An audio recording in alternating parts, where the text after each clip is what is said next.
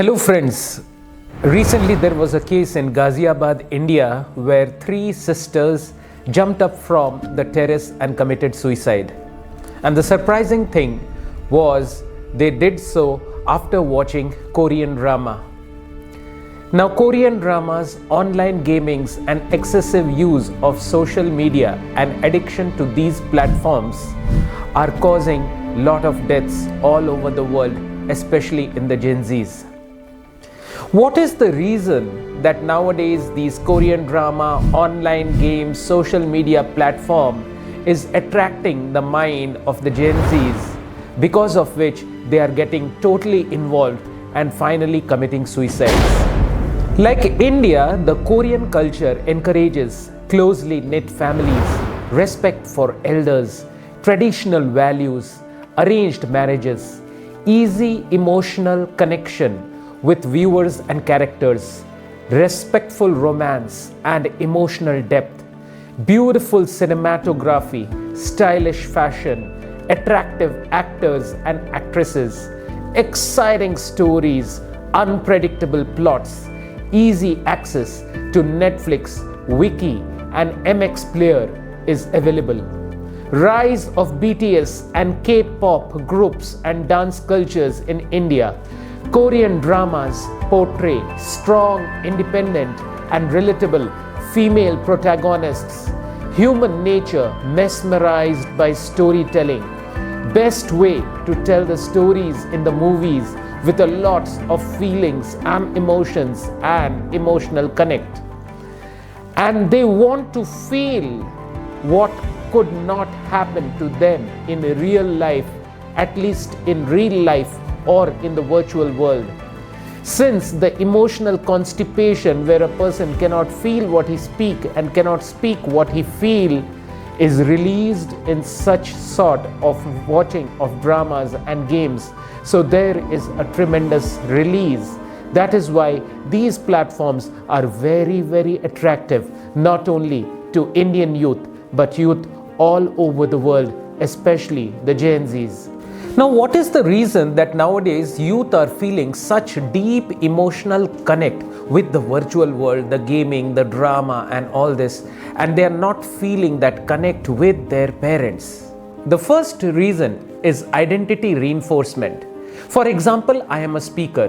Wherever there will be an opportunity to give guest lectures and classes and motivational talk, every time I give, there is an identity reinforcement. Similarly, reinforcing the belief and core values and belief in limiting thoughts borrowed from other, where a person starts identifying with the screen. For example, when we watch movies, we get so involved while watching the movie that tears flow, or sometimes when there is an action scene, we give a punch to the next person also, because there is identification with the screen which is not possible in real life. Second, we stay in a drugified world where there is overconsumption of gaming, internet and social media. There is so much junking inside the brain. People cannot tolerate boredom. They don't want to get bored even a single second.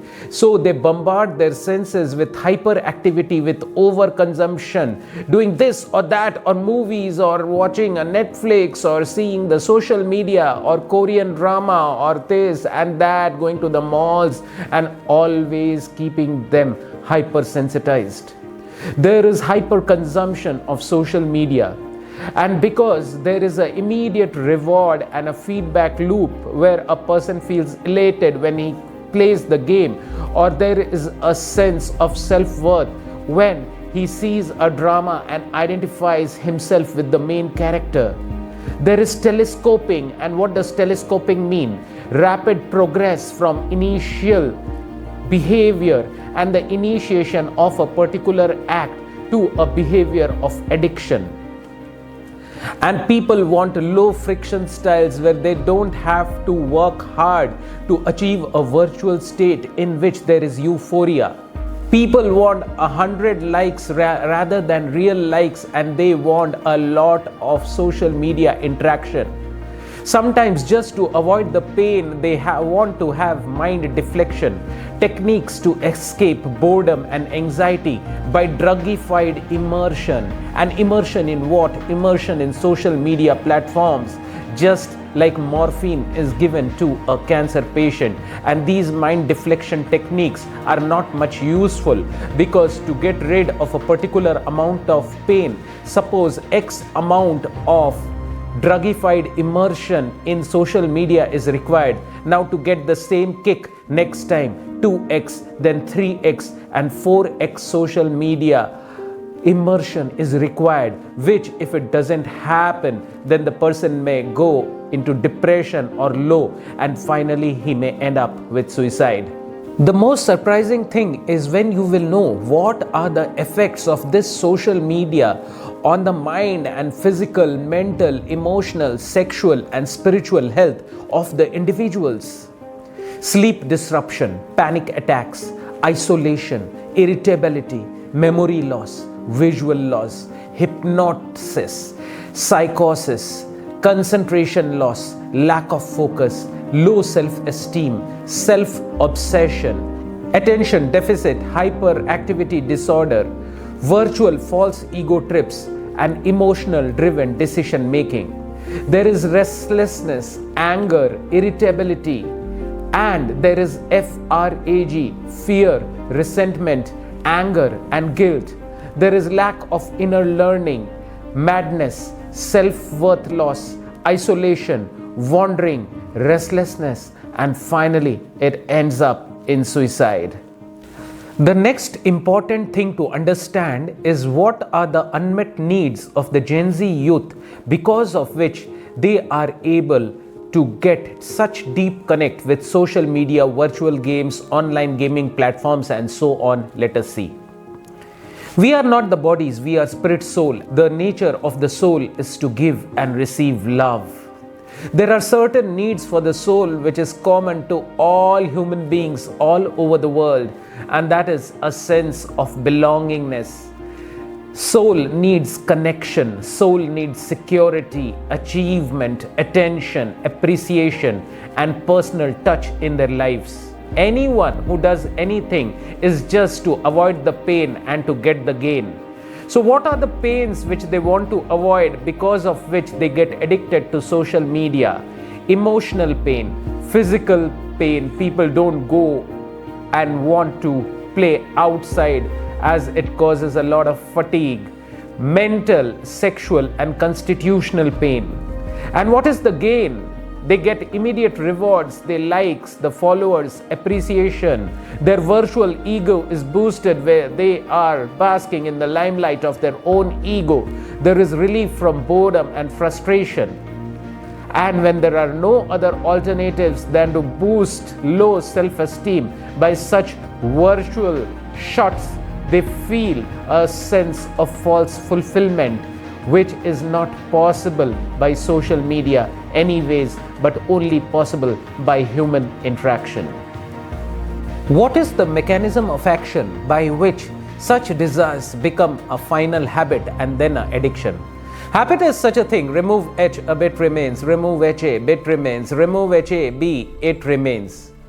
The soul can only do one thing in this world, that is desire. And where does the desire come from? These thoughts come from other persons and other situations. It is not fired automatically. And when the thought comes in, then there is a feeling in the heart, and then there is an emotion. Then senses, the Gyanendriyas and the Karmendriyas. First the Gyanendriyas are activated, and then a person goes to the working senses, the Karmendriyas, and then there is final action. The dopamine loop is activated in the brain, where what happens, dopamine is released as a pleasure-giving substance in the brain. And because there is a kick, again there is a craving for that pleasure thing, and this keeps on going on, and finally there is subconscious rewiring of the brain by which it becomes a habit. So a person starts thinking and staying in a virtual world. You are not what you think, you are what you repeat. There is a trigger, and the trigger gives a reward, it gives a short-term pleasure. then it becomes a routine behavior, then again the reward, then the pleasure, the kick, the reward, the pleasure, the kick, the reward, and finally it becomes the vicious cycle. However, in Bhagavad Gita chapter 18, 37th shloka, Krishna is telling what is nectar in the beginning will become poison in the end. With a cigarette in my hand, I feel like a man, but later that cigarette makes you into a dead man. So initially that social media is giving the kick, and then social media gives the actual kick where you're thrown out of this world because you committed suicide at the end. We talked about the problems enough. Now let us talk about the solutions. What are the ways by which a person can get rid of these habits by which he gets hooked to the social media? First is cultivation of real knowledge from Bhagavad Gita. The knowledge as to who we are, why we have come in this world, what is the purpose, and what is the real reason why we need to do what we do. Knowledge of the soul, the body, the mind, the senses, the intellect, the false ego, the nature and the modes of material nature. When I ask this question, who are you? People generally give their names, they give their citizenship, they give their gender, they give their designation. Like I am Rohan, Sohan, I am an Indian, I am a male, I am a female, I am a doctor, I am an engineer. My dear friend, I did not ask you all these. I asked, who are you? And you are the spirit soul. Like the room where you are sitting, look around everywhere, there is a purpose. Now what is your purpose for coming in this world? So the answer is there in the Bhagavad Gita. Our purpose of coming in the world is to get moksha or liberation from the cycle of birth and death and attain to the final spiritual abode. There are different levels of yoga: Dhyan Yoga, Gyan Yoga, Bhakti Yoga, Ashtanga Yoga. And the first step is to be conscious as to who am I, who is God, and what is my relationship with God. To do a meditation when a person comes from thinking to feeling to being. We are constantly in the mode of thinking, and which happens in the brain. From there we need to come to the level of the heart of what we are feeling, and then our existential reality. Our condition is like a fish out of water. When a fish is out of water, whatever you give to the fish, social media, games, videos, Netflix, the fish cannot be happy. For the fish to become happy, it has to go back into the water. Similarly, we have come in this material world from the spiritual world, and we need to go back to the spiritual world to become happy or follow the spiritual principles as mentioned in the holy texts. Then we become happy. Generally, people feel a lot of pleasure by watching these social media games, but pleasure always have two problems. Number one, how long and how much. How long can you play the game and how much happiness you can derive from it. So the fear, resentment, anger and guilt is generally built up, and that is what I say, that what is Instagrammable is not heart transformable. As we are discussing the solutions now, it is important to understand what the parents can do for the child so that the child can stop with these addictions of social media, gaming and online platforms. We consciously teach what we know, and we unconsciously teach who we are. So we need to mend our own ways. We need to use social media very carefully, because more things are caught rather than taught. The child is seeing that my parents are watching social media, they are doing online gaming, and then you lose the right to tell to the child, and he will observe and not follow you. Being present for your child personally, there is no shortcut mechanism. Like one husband was telling me that my wife works very hard whole day, and in the evening I just come and give some small gifts. Now definitely the child will be attracted to me. Oh my dear friend, God is the supreme controller. The child watches very carefully. You cannot cheat the child. Later in life, he will remember such memories where he will know that the father was just trying to deflect the child by giving gifts, but he will actually know mother was doing the hard work of taking care of the child. Love your child selflessly, without any agenda. Just like when water is poured over a plant and it flowers, the person becomes happy. If you like a flower, you will pluck it and put it in your hair. If you love a flower, you will help it grow and bloom. Spending time with the child, agenda-less. Just like when you love a puppy, you don't want anything from the puppy, but you get so love when you love. Similarly, Finally, it is your child, and no one can take care of your child the way you do. Your money and your child can only be taken care by you. Giving him attention in what he wants. How do you observe the child? If you observe your child as a broken piece, as an unworthy material, then he will never grow in life. But if you see him as a capable person who can do a lot of things in the world, he will be able to do it. The world responds the way we see it because of the observer effect. Go for a morning walk with the child. Engage him in creative discussions. Work with them. Don't work on them. Go for a spiritual tour. Teach them small skills together. Know their personality types. Read creative books with them. Go to the library with them. Do wonderful storytelling, which is better than those Korean dramas. Give back to them what you got from your grandparents and your parents. Take them to the countryside and village and show them the beauty of nature. Show them the culture of the country, the beautiful festivals and the color of life. The more years you spend today with the child, the better the child will become for you. How the current education system is a big problem, and because of this, the youth are getting wandered and deflected towards wrong things. Education should not be about pushing information in, but to bring out the best within the child. We need more teachers and leaders in the society. Education is not an information download system to the brain. It is a process of heart transformation by accessing the creativity within the child.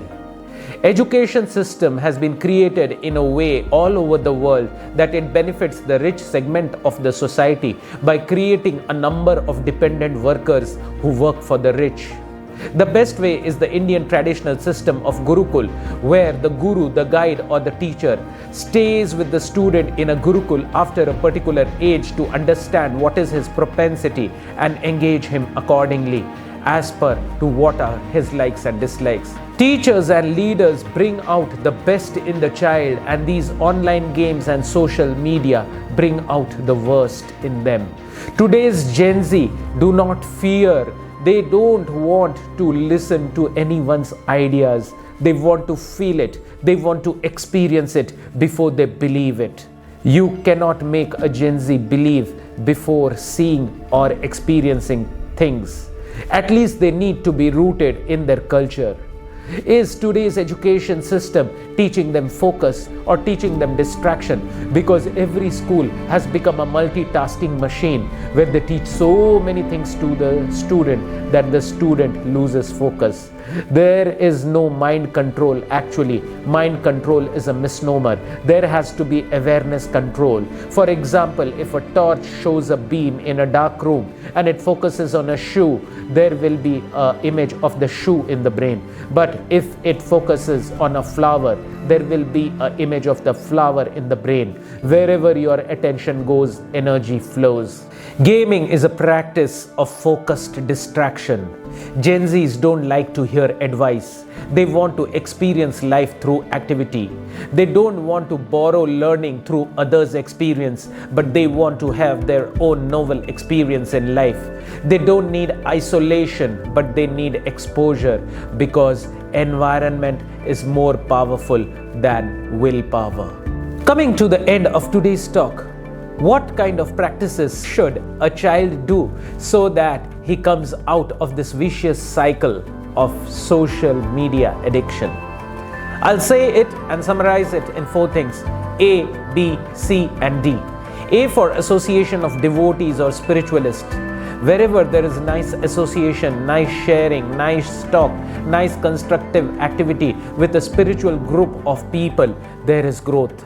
B is books like Bhagavad Gita and the sacred text, by reading which a person gets a good input to the mind. Where the software is healed, the hardware works well. C is for chanting the mantras, mantra meditation, by which a person can be focused, because the mind doesn't speak, the eye doesn't see, the ear doesn't hear, the soul speaks, the soul sees and the soul hears. And when the spiritual vibrations go in, they cause a transformation to the spirit soul. And D is for diet. a purified sattvic diet offered to God, because that is the pure petrol which can move your car in the right direction. If there is some mixture in the petrol, then the car will not move in the right direction. So separation is not the key, replacement is the key, and connection to spirituality and God is the key. Last but not the least, many people said me to make this video and what is my personal messages. So I would like to give 3 personal messages and end with a poem. First, love is the greatest healing power in this world. Give enough love to the child. Every problem is just because of lack of love and belongingness. Second, whatever the child does, whatever you are doing it out of force or are you doing it out of choice? Whatever you do, you should be feeling good about whatever you are doing. And third, people don't care what you know, they know what you care. I would love to end this talk by a poem.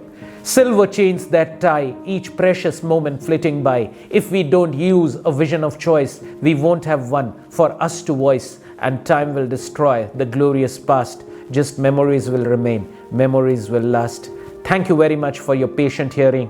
What is the prominent feeling you're feeling after watching this video? Put it in the comments and like and subscribe the channel if it benefited you and you would like to share it with others. Thank you.